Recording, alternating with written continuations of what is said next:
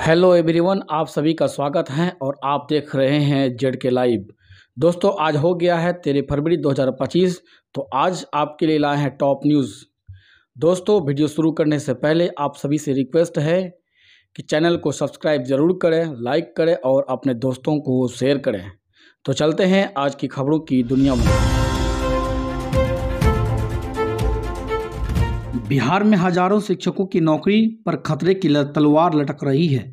CTET व estate में कम अंक होने के बावजूद कई शिक्षक नौकरी पाने में सफल रहे हैं। यही नहीं, कई ऐसे मामले सामने आए हैं जहां दूसरे के नाम पर भी कई शिक्षकों के द्वारा नौकरी करने के मामले सामने आए हैं। शिक्षा विभाग के अधिकारी वैसे शिक्षकों के अंक पत्रों की जाँच में जुटी है। इस तरह बिहार में 68,000 से अधिक शिक्षकों की नौकरी खतरे में है। ये सभी शिक्षक दूसरे राज्यों के रहने वाले हैं। दूसरे राज्य के प्रमाण पत्र के आधार पर न केवल बिहार में शिक्षक बने हैं बल्कि आरक्षण का भी लाभ उठाया है। पूर्णिया जिले में प्रतीक्षा सूची में छूटे हुए वैसे आवास विहीन पात्र परिवार जिन्हें अभी तक किसी प्रकार के आवास योजना का लाभ केंद्र अथवा राज्य सरकार द्वारा सुलभ नहीं हो सका है, वैसे छूटे हुए योग्य लाभुकों को आवास का लाभ देने के लिए सर्वेक्षण का कार्य 10 जनवरी से प्रारंभ किया गया है, जो 31 मार्च तक निर्धारित है। पूर्णिया जिले के सभी 230 पंचायतों में सर्वेक्षणकर्ता को नियुक्त किया गया है। कुल 49,894 लाभुकों का नाम जोड़ने के लिए सर्वेक्षण का कार्य किया जा रहा है।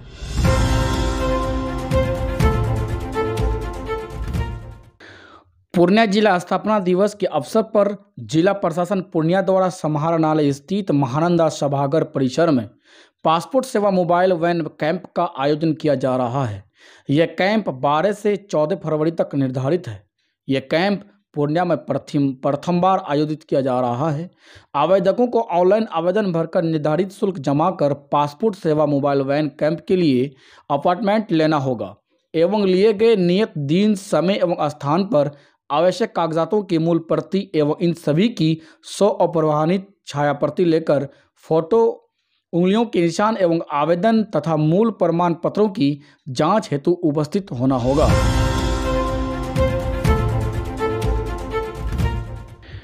किशनगंज जिले के कोचाधामन प्रखंड स्थित +2 किसान उच्च विद्यालय सिंघाड़ी में पदस्थापित एक शिक्षक की करतूत से गुरु शिष्य के रिश्ते को शर्मसार कर दिया है। इस स्कूल में पदस्थापित शिक्षक ने छात्रा को कॉल कर कहा कि गर्लफ्रेंड बनोगी। साथ ही छात्रा को घूमने के लिए सिलीगुड़ी जाने सहित अन्य आपत्तिजनक बातें भी की। छात्रा ने शिक्षक की कॉल रिकॉर्डिंग कर एचएम को देकर इसकी शिकायत की तो विद्यालय से लेकर गांव में खलबली मच गई। आनन फानन में एचएम शफीक अहमद ने आरोप के घेरे में आए शिक्षक विकास कुमार से स्पष्टीकरण तलब करते हुए जवाब मांगा। साथ ही एचएम ने जिला शिक्षा पदाधिकारी को पत्र भेजकर जानकारी दी। डीओ ने पूरे मामले में शिक्षक विकास कुमार से स्पष्टीकरण पूछते हुए जवाब तलब किया है।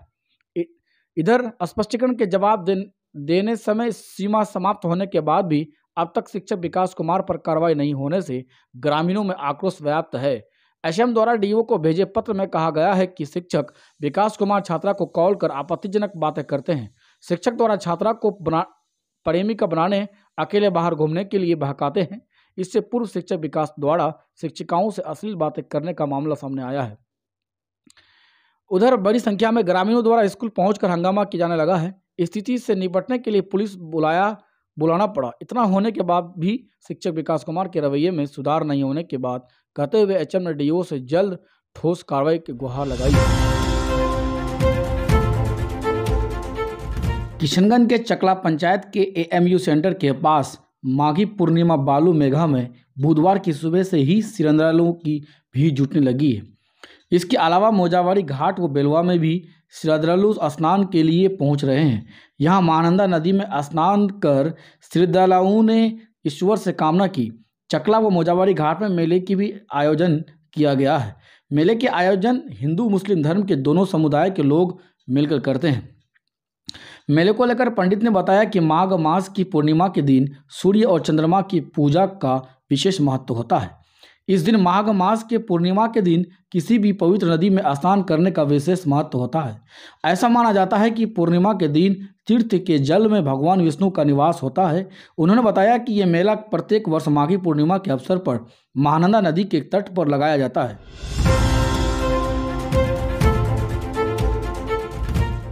बिहार के बैंक इस वर्ष राज्य के लोगों, उद्यमियों और छात्रों को 2,64,964 करोड़ रुपए का लोन बांटेंगे।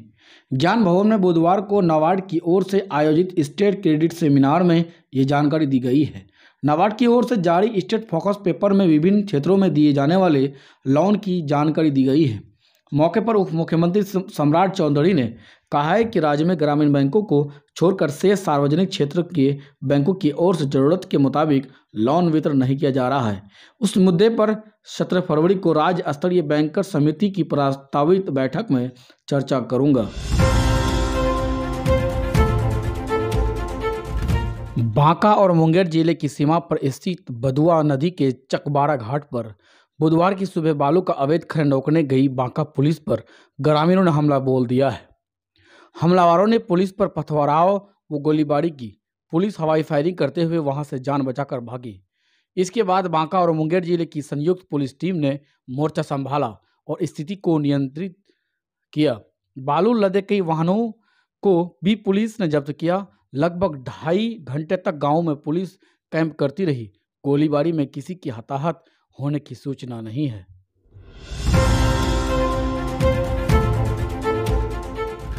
दूसरी सक्षमता उत्तीर्ण शिक्षक अभ्यर्थी जिनका एक से अधिक प्रमाण पत्र संदिग्ध पाया गया था, उन्हें 14 फरवरी तक अपना सही प्रमाण पत्र अपलोड कर लेना है। शिक्षक अभ्यर्थी बिहार विद्यालय परीक्षा समिति की वेबसाइट पर जाकर अपना सही प्रमाण पत्र अपलोड कर सकेंगे। प्रमाण पत्र अपलोड करने के लिए अभ्यर्थी अपना लॉगिन आईडी पासवर्ड का उपयोग करेंगे। शिक्षकों को सही प्रमाण पत्र अपलोड करने के लिए बिहार विद्यालय परीक्षा समिति की ओर से सॉफ्टवेयर का विकल्प प्रदान किया गया है। मालूम हो कि 17 जनवरी तक चले काउंसलिंग में जिन शिक्षकों का बायोमेट्रिक तो सत्यापित हुआ है, लेकिन नाम में अंतर, जन्म तिथि में अंतर, आधार संख्या की गलत प्रविष्टि आदि कारणों से आधार सत्यापित नहीं हो पाया है और काउंसलिंग पूरी नहीं हो सकी है, उनकी काउंसलिंग 17 से 19 फरवरी तक होगी। दिल्ली में आम आदमी पार्टी की सरकार गिरने के बाद दावा किया जा रहा है कि अरविंद केजरीवाल अब भगवंत मान को हटाकर पंजाब के सीएम बन सकते हैं। जब केजरीवाल ने पंजाब के विधायकों और मंत्रियों की बैठक बुलाई, तब भी इसे लेकर काफ़ी चर्चा हुई, लेकिन बाद में पता चला कि यह सिर्फ औपचारिक मीटिंग थी जिसमें अरविंद केजरीवाल ने दिल्ली में मदद करने के लिए पंजाब के नेताओं को धन्यवाद दिया। मगर एक सवाल फिर भी खड़ा था कि आखिर पंजाब में इतनों दिनों से कैबिनेट की मीटिंग क्यों नहीं हो रही है। कुछ लोगों ने तो यहाँ तक दावा कर दिया कि 4 महीने से भगवंत मान ने कैबिनेट मीटिंग नहीं की है, लेकिन दिल्ली से लौटने के बाद अचानक भगवंत मान ने कैबिनेट मीटिंग बुला ली है। इसको लेकर के चर्चा काफ़ी है। दिल्ली में विधानसभा चुनाव परिणाम आने के 4 दिन बाद भी मुख्यमंत्री का नाम पर फैसला नहीं हो पाया है। बताया जा रहा है कि 15 फरवरी को जब प्रधानमंत्री मोदी फ्रांस अमेरिका के दौरे से वापस आ जाएंगे, उसके बाद दिल्ली बीजेपी की विधायक दल की मीटिंग होगी। उसके बाद ही सीएम का चेहरा सामने नजर आएंगे। पूर्णिया में दहेज में बुलेट बाइक नहीं मिलने पर ससुराल वालों ने नवविवाहित के साथ मारपीट के बाद गला दबाकर उसकी हत्या कर दी। 1 साल पहले ही विवाहित की शादी हुई थी। युवती की हत्या के बाद ससुराल वाले घर के चबूतरे पर लाश रखकर फरार हो गए। घटना की सूचना मिलते ही मौके पर पहुंची पुलिस ने मृतका के पति को गिरफ्तार कर लिया है। घटनास्थल से एफसीएल की टीम ने कई अहम साक्ष्य इकट्ठा किए हैं। सूचना पाकर पहुंची पुलिस ने सबको कब्जे में लेकर पोस्टमार्टम के लिए भेज दिया गया है। मृतका की पहचान भवानीपुर प्रखंड के तुलसी बिशनपुर निवासी मुन्नी कुमारी के रूप में हुई है। इधर युवती के मौत के बाद से परिजनों का रो रो कर बुरा हाल हो गया है।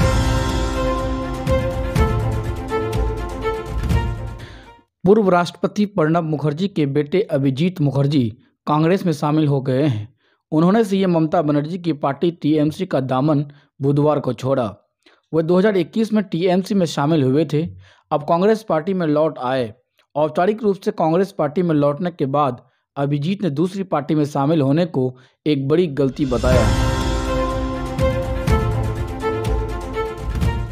प्रधानमंत्री नरेंद्र मोदी ने फ्रांस में घोषणा की कि भारत फ्रांस को स्वदेशी पिनाका रॉकेट लॉन्चर देगा, जो 44 सेकंड में 72 रॉकेट लॉन्च कर सकता है। पिनाका की मारक क्षमता 38 किलोमीटर है।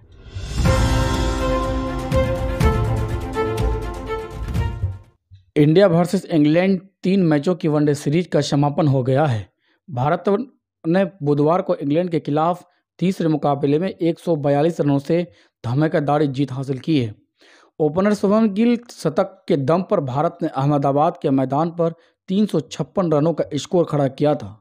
जवाब में इंग्लैंड टीम 34 ओवर 2 बॉल में 214 रनों पर सिमट गई। भारत ने सीरीज में इंग्लैंड का सुपड़ा साफ किया है। गिल ने पूरा सीरीज में शानदार बल्लेबाजी की है। वहीं मध्य क्रम के बल्लेबाज श्रेयस अय्यर का भी बल्ला भी तीनों मैचों में चला। हालांकि Iyer player of the series award की रेस में पिछड़ गए।